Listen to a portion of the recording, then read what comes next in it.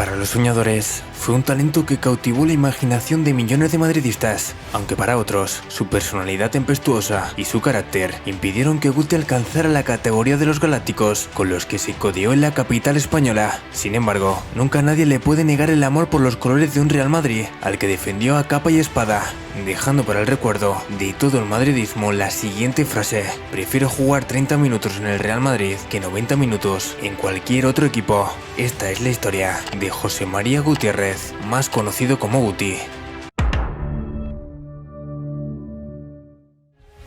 Guti ingresó con 9 años en el Alevín del Real Madrid, pasando por todas las categorías inferiores del club.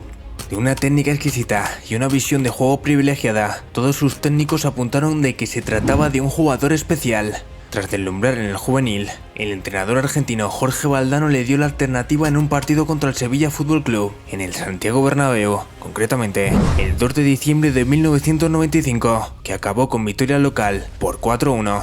Fue justamente aquella temporada cuando también fue inscrito en la plantilla del Real Madrid B, que por aquel entonces no se llamaba Castilla y militaba en la Segunda División A. Durante los primeros años, Guti no dispuso de muchos minutos, aunque su situación cambió radicalmente con la llegada al banquillo del primer equipo de Vicente del Bosque como entrenador blanco en la temporada 1999-2000 para suplir al destituido John Benjamin Tosak, aumentando sus minutos de juego y sus actuaciones como titular. La siguiente campaña de Guti serviría para sentarse en el primer equipo.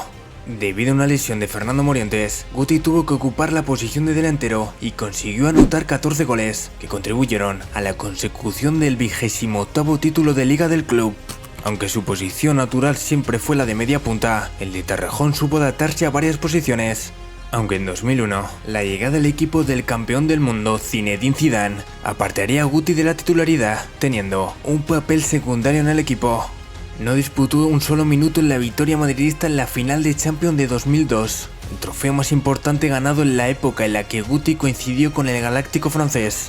En las ocasiones que tuvo para jugar, Vicente del Bosque y posteriormente Carlos Queiroz le situaron en lugares distintos a su posición habitual, la de mediocentro.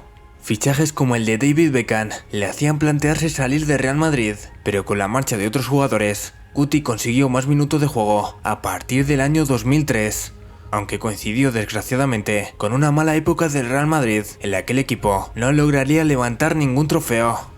En la temporada 2005-2006, Guti asombró al mundo del fútbol. El de Torrejón realizó una asistencia icónica a Zinedine Zidane contra el Sevilla, un pase de tacón medido que todavía se recuerda como una de las mejores asistencias en la historia de la liga. Con la retirada de Zidane en 2006, Guti volvió a la posición de media punta, convirtiéndose en el cerebro del equipo blanco en el sistema de Fabio Capello. La visión de Guti permitía desatascar partidos difíciles que se resolvían del lado madridista. Un claro ejemplo fue la victoria ante el Sevilla Fútbol Club en la Liga 2006-2007, con la que el Real Madrid superó al conjunto sevillista por 3-2 para finalmente alcanzar al Barcelona en la clasificación y ganar el campeonato liguero. Con la llegada de Ben Schuster al banquillo la temporada 2007-2008, Guti se convirtió en el máximo asistente de la competición con 18 pases de gol. En esa temporada jugó el que posiblemente sea el mejor partido de su carrera, con 2 goles y 5 asistencias en una victoria por 7-0 ante el Real Valladolid. La siguiente temporada 2008-2009, Guti marcó el gol 5000 de Real Madrid en Liga el 14 de septiembre de 2008.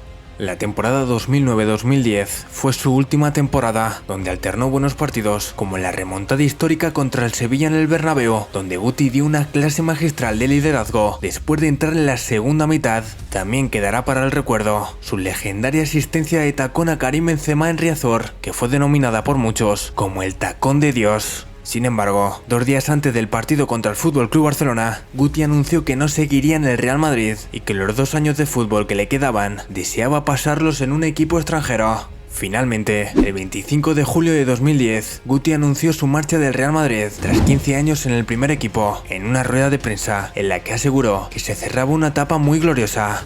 A pesar de su talento innegable y sus contribuciones al Real Madrid, la carrera de Guti no estuvo exenta de polémicas. Guti, como muchos genios del fútbol, tenía un carácter complicado y a menudo su comportamiento fuera del campo ocupaba tantos titulares como sus actuaciones en el terreno de juego.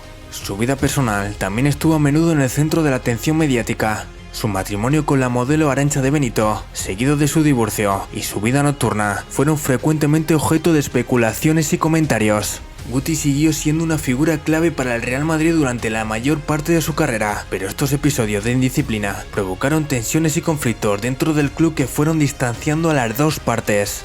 En la temporada 2009-2010, tras una serie de problemas personales con el entrenador Manuel Pellegrini, Guti fue jugando menos partidos y fue cada vez menos importante para el equipo.